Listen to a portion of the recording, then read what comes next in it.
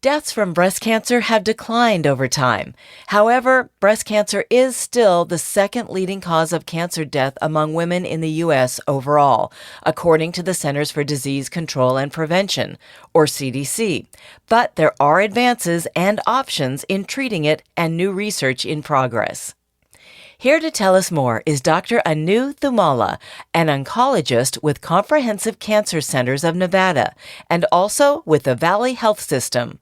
She'll talk about the latest treatments, the importance of mammograms, risk factors, and more. Welcome to Health Talk with the Valley Health System, presented by The Valley. I'm Maggie McKay. Dr. Thumala, thank you so much for being here to update us on the latest in treatments for breast cancer. It's a pleasure to have you here. Pleasure to be here, and thank you, Maggie, for inviting me for this conference. Absolutely. To begin, some basics. How crucial are yearly mammograms or screenings after a certain age, and what age is recommended that you start them now? Screening mammograms, there are several different task forces which have put up guidelines as to when is the appropriate time for getting a screening mammogram.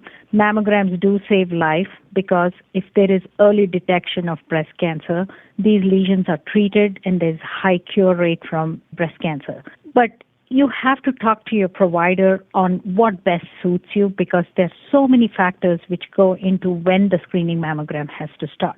American Cancer Society, United States Preventive Task Force Services have all given several recommendations on when to start screening mammogram. American Cancer Society recommends around age 40 yearly and then to a maximum age of 74 unless you have a life expectancy greater than 10 years. United States Preventive Services Health Service Task Force has a little bit different recommendation. They recommend starting around age 50. Lately, it depends on the number of risk factors you have, the pre-existing conditions you have, like if you have a family history of breast cancer or you previously had an abnormal lesion in the breast and you had to undergo a biopsy. Those are exceptional cases which may need mammograms to start sooner. If you have a strong family history, average is 10 years from the first diagnosis of cancer. So with these variables, it's always so important that you just talk to your provider and see what best suits you. And what are some symptoms of breast cancer? Most often, they are detected by a screening mammogram if it's a very, very early stage. If it's a little more advanced stage, patients usually feel a lump or they come in with a lump in either in the breast or in the armpit, which is called as a lymph node. About only 25% of patients do experience pain in the breast as a presenting symptom. Occasionally, we see bloody nipple discharge or discoloration of the skin. So that's why palpating your breast and doing monthly breast exams is so important and critical in the early detection of cancer. And what are some risk factors or causes of breast cancer, and are certain ethnicities more prone to get it? Nowadays, there's so many other genetic variables which are also causing increased risk of breast cancer. On an average, about 15 to 20% of breast cancers are caused by a genetic mutation which the family carries. But other risk factors also include obesity, excessive use of hormonal therapy, chest wall radiation, and history of multiple biopsies. Now, don't quote me wrong on this one. When I say biopsies, it's not that it is causing breast cancer, but the biopsies were done because there was some abnormality in the breast, like in what we call as atypical ductal hyperplasia or a precancerous lesion, and those also predisposes an increased risk of breast cancer. We all know smoking is also another added risk factor, and delayed pregnancy, and also a very early onset of your period. So the longer you have estrogenic exposure without a break with pregnancy, that means women who do not have kids, they are also at an increased risk of breast cancer. And you mentioned a few ways. I think you answered this somewhat, but are there any ways to prevent getting breast cancer? It sounds like not smoking, keeping your weight under control. What else? I think maintaining a very healthy style, understanding your risk factors of what can get you into that situation, maintaining a healthy diet as well as exercise, prevention of obesity, vitamin D replacement, all these are important. If you do know that some of your family members are affected with breast cancer, it's very important that you talk to your providers about screening mammogram. Mammograms still save lives and they can detect breast cancer in a very early stage. And women aren't the only ones. Men can get breast cancer. How common is that? You are so true, Maggie. Yes, it's a bit uncommon to see breast cancers in male. On an average, most of my patient population would be men, but yes, men are not spared from male breast cancer. And in fact, because the numbers are small, their treatment and the way we approach a male breast cancer is almost extrapolated to what a female breast cancer is.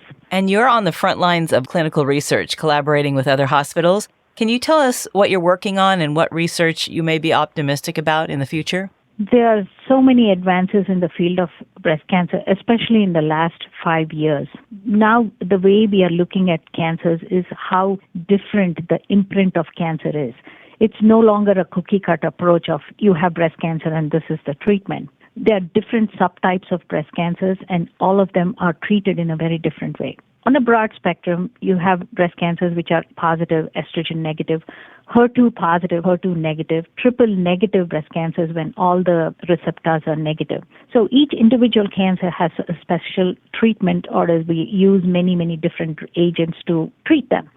Again, it's a little bit different when you are treating them in the early stage breast cancer versus when you're treating them in the late stage breast cancer.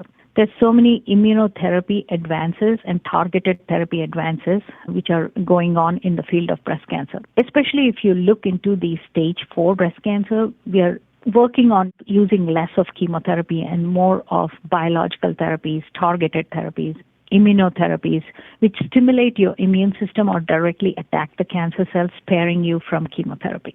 What is biological therapy? These are agents which are directly devised to the target on the cancer cell. They work with the way the cancer cells proliferate. Cancer cells are very smart. They escape the immune system and they are hidden.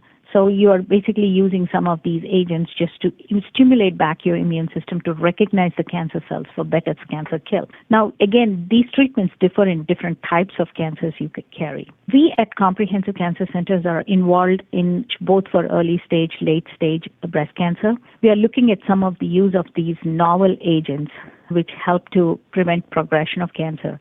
Maggie, I'm very proud to say that the survival even in stage 4 cancer has significantly improved because we are incorporating these newer agents in the management. That's great. And are there less invasive alternatives to breast cancer surgery these days, Dr. Thumala?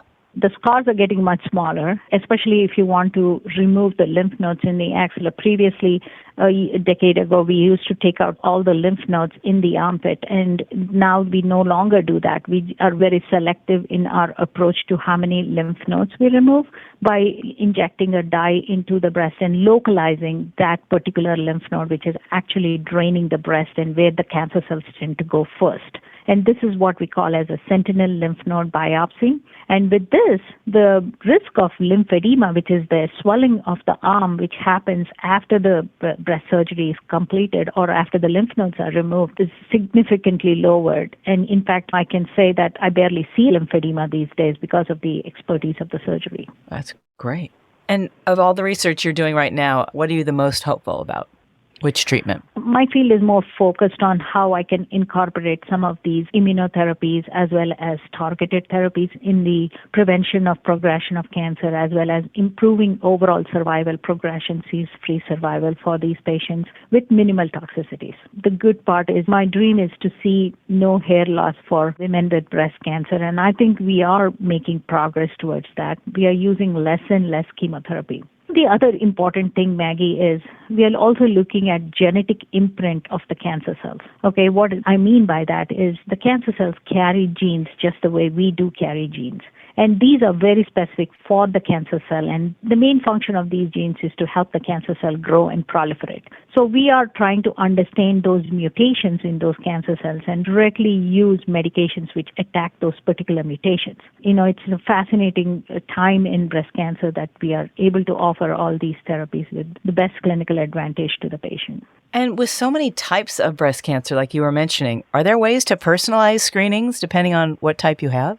As we speak, no. For a screening exam to be effective, you have to use it in a certain number of people, as well as you have to have an adequate number of patients to show a benefit that this screening modality definitely saves lives, right? So we are not at a point where we can categorize breast cancer to say, okay, if you have an estrogen tumor, this is how you're going to be screened. If you have an estrogen negative tumor, remember the screenings are to find the cancer. So the talk is before you even find the cancer. So at this point, these are general screening exams. And it seems like with advances come much better survival rates compared to even a decade or two ago. Is that accurate to say? Absolutely. Our patients are living much longer, and now it's very important for listeners to understand that even if you are diagnosed with advanced stage breast cancer, stage 4 breast cancer, there are multiple options to improve survival. I'm proud to say that many patients in my office who have also crossed a decade with even stage 4 cancer, some of them even had cancer in their brain, and they're still doing very well. Wow. Thanks to research and the number of medications we have and number of drugs we have, that it has really significantly improved their survival. I have to ask because just this week, Dr. Thumala, I had my annual mammogram just coincidentally. And I was thinking while I was there, I was so grateful that they have screenings. But when will they redesign the machines to make them more user-friendly? Is there any talk of that happening in the near future? Because women know what I'm talking about. They are not comfortable. Absolutely, Maggie. I'm very religious with my mammograms too. And yes, I do wince when I have to go there. I do understand the pain behind, but I always tell my patients, hey, 5 minutes of pain and agony will save a life. And that's the way I look at it. We do have alternatives like ultrasound of the breast, especially for women who have very dense breasts. MRIs are working its way up into screening, especially for very high-risk patients who are at risk for developing breast cancer. But MRI is cumbersome. There is also an exposure to radiation because of the technique. So it's not an easy modality. As we speak, mammograms still stay the gold standard of screening for breast cancer. Well, that's good to know then. It's worth it. And I do understand, many women are fearful just because of the pain from mammogram. And I say that we do so many things in our lives which are much more painful, but if something is being done to save a life, I think I would go for it. Totally. So is there one main takeaway that you'd like listeners to remember from this conversation? Please be mindful, educate yourself about what your cancer risks are. Please talk to your providers. Screening is very important, and early screening is pretty much a cure of many cancers. Thank you so much for your time, Dr. Thumala. It's reassuring to be informed with some optimistic news on the latest treatment options for breast cancer. Thank you. Thank you, Maggie. Pleasure. Thank you. To find out more, please visit valleyhealthsystemlv.com. If you found this podcast helpful, please share it on your social channels and check out our entire podcast library for topics of interest to you. Thanks again for listening to this episode of Health Talk with the Valley Health System, presented by The Valley. I'm Maggie McKay. Be well. Physicians are independent practitioners who are not employees or agents of the Valley Health System. The system shall not be liable for actions or treatments provided by physicians.